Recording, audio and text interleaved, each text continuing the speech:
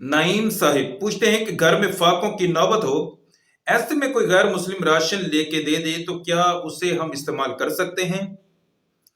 जी मोहतरम, बिल्कुल इस्तेमाल कर सकते हैं, इसमें कोई हर्ज नहीं है।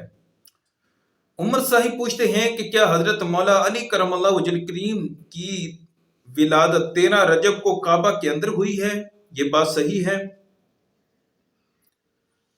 जी मोहतरम, हजरत मौला अली करमल्लाहु वजह करीम की विलादत 13 रजब जो मशहूर कर दी गई है, ये सही सनद से साबित नहीं है। और बहुत सारी शख्सियात हैं जिनकी तारीख विलादत साबित नहीं है। यहाँ तक कि हजरत अबू बकर सिद्दीक रज़ी अल्लाह तआला अन्हु की भी तारीख विलादत सही सनद से साबित नहीं है, इसलिए कि अहले अरब तारीख विलादत याद रखने का एहतमाम नहीं करते थे।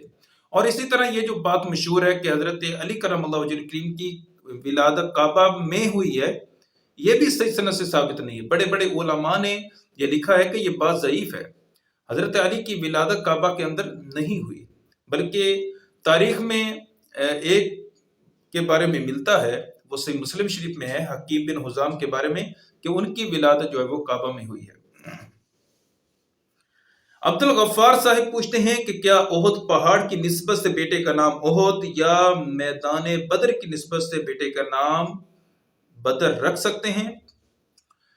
जी मोहतरम, अगर कोई बच्चे का नाम ओहद या बदर रखना चाहता है तो रख सकते हैं, कोई हर्ज नहीं है, लेकिन ख्याल रहे ओहद जब लिखें तो ऊपर पेश जरूर लिखें, ताकि ओहद और अहद में फर्क हो। अगर अहद नाम रखें तो साथ अब्द जरूर लगाएं, अब्दुल अहद, अहद का बंदा, क्योंकि अहद नाम जो है वो अल्लाह का है।